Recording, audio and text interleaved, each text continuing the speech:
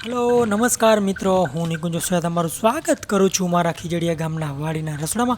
मित्रों आज आपणे खूब ज जोरदार रेसिपी बनाववाना छे। नास्तामां सौनुं फेवरेट होय छे परोठा अने चा, पण हुं एक अलग ट्विस्ट आपीश, एने एक अलग ज रूप आपीश अने ए थोड़ा दिल्ही स्टाइलमां हशे अने थोड़ा मारी स्टाइलमां पण एक अद्भुत रूपे रजू करीश। तो चालो शरू करीए।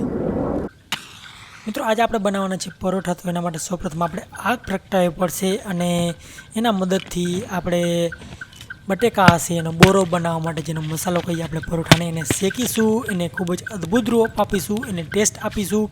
તો તમે જુઓ કઈ રીતે હું કરી રહ્યો છું। આ મારા બટેકા છે એને આપણે વ્યવસ્થિત રીતે ધોઈ લેશું અને ધોઈને એને આપણા જે કોલસા છે એમાં શેકવા માટે નાખી દેશું। અને એ જ આ રેસીપીનો સૌથી મોટો ટ્વિસ્ટ હશે, હજી બી આગળ આવશે, પણ આ જે મુખ્ય વસ્તુ છે એ આ છે, આપણા બટેકાને શેકીશું ના કે બાફીશું। જ્યારે આપણે બટેકાને શેકીએ છીએ ત્યારે એનો ટેસ્ટ હોય છે એ ખૂબ જ જોરદાર હોય છે, કારણ કે એનું જે સાયન્ટિફિક રેશન હોય છે એ ખૂબ જ અદ્ભુત હોય છે। તો મિત્રો જે મારા માટીના વાસણ છે, આ મારી માટીની કાથરોટ છે, તમે જોઈ શકો છો। અને હું માટીનું ટોપિયું, માટીનું કાથરોટ અને બીજા ઘણા બી વાસણ વાપરું છું। તમે એ ઓનલાઈન બી ખરીદી શકો છો, હું તમને લિંક નીચે આપી દઈશ એના માટે। મિત્રો ઘઉંના લોટમાં આપણે થોડું મીઠું નાખીશું પરોઠાના લોટ માટે અને જરૂરિયાત પ્રમાણે આપણે પાણી નાખીને એક સારો એવો લોટ બાંધી લેશું। તમે જોઈ શકો છો કે હું લોટને કઈ રીતે બાંધી રહ્યો છું। હળવે હળવે લોટને આપણે ભીનો કરીને બાંધીશું અને લોટને ખૂબ ઢીલો ન થાય એ ધ્યાન રાખીશું અને ખૂબ કડક ના રહે એ બી ધ્યાન રાખીશું। તો ચાલો હવે લોટને આપણે રાખી દઈએ થોડી વાર માટે અને આપણા બટેકા ચેક કરી લઈએ। મિત્રો જે બટેટા હોય એને પરફેક્ટ શેકવા માટે આપણે એને સાઈડ પલટવી પડે છે। તો તમે જોઈ શકો છો કે જ્યારે એક બાજુ શેકાઈ જાય ત્યારે બીજી બાજુ આપણે એને પલટીને પાછા ઢાંકી દઈશું। એમ કરવાથી જે કાચો ભાગ છે એ બી સારી રીતે શેકાઈ જાય છે। અને આપણું ચાકુ હોય છે દેશી સ્ટાઇલમાં, મિત્રો આ ચાકુ છે તણીનું બનાવેલું, તેને સજાવવું ખૂબ જ મહત્ત્વનું હોય છે। તો હર હંમેશ જ્યારે આપણે વાપરીએ ત્યારે પહેલાં એને ઘસી લઈએ। તો મિત્રો આપણે પરોઠામાં નાખવા માટે હું મરચાં બી કાપી લઈશ, થોડા ત્રિખાસ માટે, થોડા ક્રંચ માટે અને થોડા ટેક્સચર માટે આપણે મરચાં નાખીશું। મિત્રો મેં થોડા સમય પહેલાં જ એક એપ લોન્ચ કર્યું છે જેનું નામ છે લિપ્ઝો। તમે જે ગૂગલ પ્લે સ્ટોર પરથી અવશ્ય ડાઉનલોડ કરજો, તમને જોવા મળશે મારા વિડીયો એક સ્થળે, તો ડાઉનલોડ કરવાનું ભૂલતા નહીં, જેથી કરીને જે પરોઠાનો બોરો હોય છે એનો ખૂબ જ જોરદાર ટેસ્ટ આવશે, એક અલગ ટેસ્ટ આવશે કાચો પાકો જે બોરો હોય એના કારણે। તો તમે જોઈ શકો છો હું મારા મરચાંને કઈ રીતે કાપી રહ્યો છું। તો મરચાં કાપી લીધા પછી આપણે એને એક મિક્સરમાં બનાવવા માટે નાખી દઈશું, એટલે કે જે મારું માટીનું ટોપિયું છે એમાં હું મિક્સ મારું બનાવીશ, બોરો બનાવીશ, તો એમાં આપણે નાખી દીધા છે। હવે આદું બી આપણે ઝીણું કાપી લઈશું અને એને બી એમાં નાખી દઈશું। તમે જોઈ શકો છો હું આદુને કઈ રીતે ઝીણું કાપી રહ્યો છું। મિત્રો આદું જે હોય છે એનો ટેસ્ટનો માહોલ તો ખૂબ જ જોરદાર હોય છે, પણ આપણે આદું નાખવાની રીત ખબર નથી હોતી હકીકતે, કે એને કેટલું ઝીણું રાખવું, જાડું રાખવું। રેસીપી પ્રમાણે દરેક વખતે આદુની જે જરૂરિયાત હોય તે અલગ હોય છે। તો આમાં તમે જોઈ શકો છો કે હું કઈ રીતે એની ઝીણી કટકી કરી રહ્યો છું, અને એ જે ઝીણી કટકી છે મિત્રો એ તમારા મોઢામાં બી પાણી લઈ આવશે જ્યારે તમે ખાશો, કારણ કે આનો એક જોરદાર ટેસ્ટ આવશે। બહુ તીખું બી નહીં લાગે અને એવું નહીં લાગે કે આદું છે એ ઓવર છે, પણ એનો એક જોરદાર ટેસ્ટ આવશે। અને મિત્રો આપણે આમાં ટમેટાં બી નાખીશું। જી હા મિત્રો, આમાં આપણે ટમેટાં બી નાખીશું। નોર્મલી કોઈ બી ટમેટાં નાખતા નથી હોતા, તમે એકવાર ટ્રાય કરો પછી મને કહેજો, તમને ખૂબ જ મજા આવશે, મને પૂરેપૂરી ખાતરી છે। તો આપણે ટમેટાને બી આપણે ઝીણું સમારી લેશું। જોઈ શકો છો ટમેટાને હું પાતળું કાપી રહ્યો છું, જેથી કરીને આપણે આપણું જે પરોઠું છે એને વણવામાં તકલીફ ના પડે। ખૂબ જાડા ફોડવા રહેશે તો આપણે પરોઠા વણવામાં ઘણી બધી તકલીફો આવી શકે છે। જોઈ શકો છો મેં ટમેટા બી એમાં નાખી દીધા છે। અને મિત્રો હવે વારી છે આપણા જે રેસીપીનો હીરો છે શેકેલા બટેટા, એને કાઢવાની। મિત્રો આ જે બટેટા છે તમે એને એમણમ બી ખાઈ શકો છો, ચટણી સાથે બી ખાઈ શકો છો। અમે ઘણીવાર વાળીએ રાત્રે પ્રોગ્રામ બી કરતા હોઈએ છીએ ખાલી બટેકા શેકીને ખાવાનો। શિયાળામાં ખાસ કરીને શિયાળામાં મિત્રો સાથે આવીએ છીએ, બટેકા શેકીએ છીએ અને એક ચટણી બનાવીએ છીએ, એની સાથે ખાઈએ છીએ। તો જે મિત્રો આ શેકેલા બટેટા હોય છે એની હવે હું છાલ ઉતારી નાખીશ। તમે જોઈ શકો છો કેવી ઇઝીલી છાલ ઉતરી જાય છે। આપણે આને જો પલાળીને નાખીએ તો વ્યવસ્થિત રીતે છાલ ઉતરી જાય છે, નહીંતર નથી ઉતરતી। અને બટેટા તમારા બહુ બળી ન જાય એની ખાસ ધ્યાન રાખવી, અને બહુ કાચા બી ન રહે એની ખાસ ધ્યાન રાખવી, કારણ કે રેસીપીમાં જે મેઇન ઇન્ગ્રીડિયન્ટ્સ છે એ આ જ છે, શેકેલા બટેટા। તમે જુઓ મારું બટેટું કેટલું વ્યવસ્થિત પાકી ગયું છે। તો આપણે આવી રીતે એને ઝીણું સમારી લેશું, રફ આપણે એને રફ સમારી લેશું, કોઈ એવી જરૂર નથી કે ખાસ કોઈ આનો શેપ, કારણ કે આપણે જ્યારે મસાલો કરશું ત્યારે થોડું ઘણું આ ભાંગી જ જશે. તો આપણા જે બટેટા છે એને બી આમાં મિક્સરમાં નાખી દેશું. તો આપણો એક બોરો છે એ હરવે શેપ લઈ રહ્યો છે. તમે જોઈ શકો છો મારા બટેટા. મિત્રો આની જે સુગંધ હોય છે ખૂબ જ જોરદાર, અને આપણે એને એમનામ બી ખાઈ શકીએ છીએ.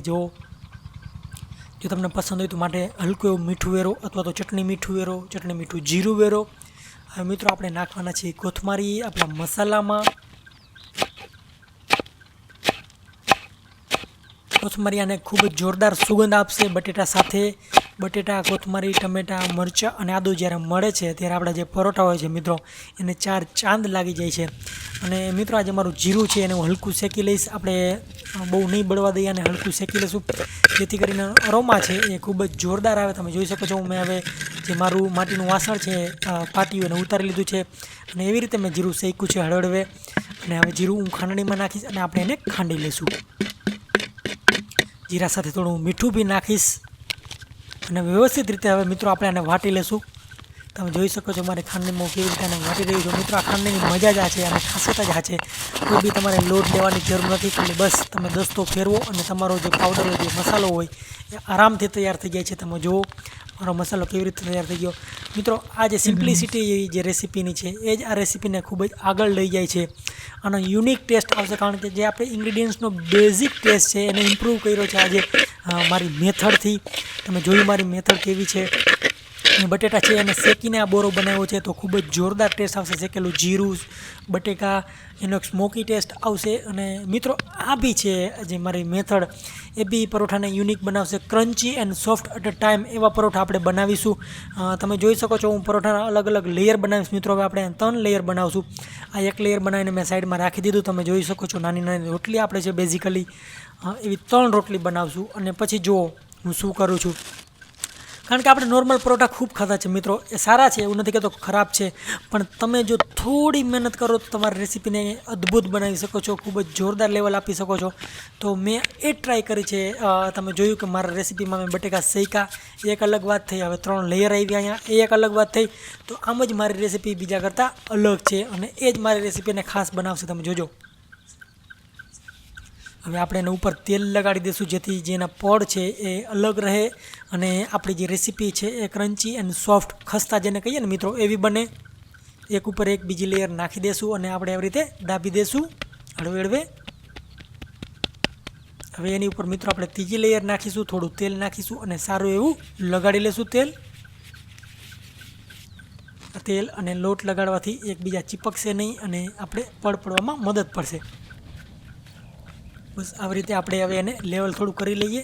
તમે જોઈ શકો છો સારી રીતે લોટ લગાડવો જરૂરી છે. જો લોટ ન લગાડો તો રોટલી આપણી ચીપકી જાય છે. તો મિત્રો હળવે હું આને વણવાની શરૂઆત કરીશું અને હજી આપણે એક આને આગળ લેવલ આપીશું. આનો રોલ વારીશું જેથી કરીને વધુ પડ પડે. મિત્રો તમે જુઓ હવે કેટલા પડ પડી ગયા. આનો રોલ વાર્યો એટલે પડ એના ઓલમોસ્ટ ગુણાકાર થઈ ગયો બધાનો, એટલે કે અસંખ્ય પડ થઈ ગયા છે હવે.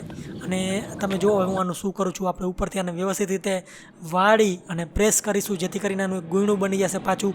અને એ જ ગુયણું છે એમાં પડ હશે, અસંખ્ય પડ હશે, એ જ આપણે આ રેસીપીને અલગ બનાવશે.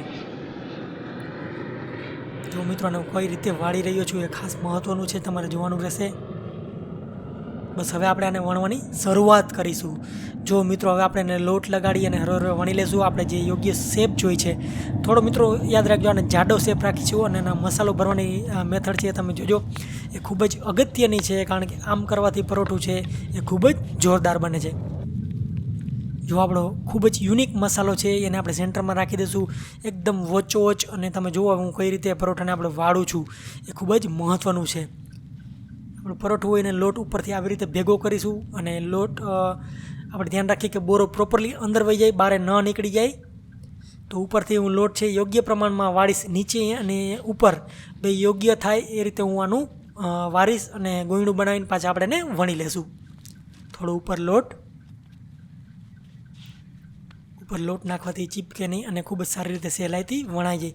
હવે મિત્રો આપણે એને એકદમ આછું થાય જ્યાં સુધી બે પડ એકદમ સમાન આછા થાય ત્યાં સુધી આપણે એને વણી લેશું.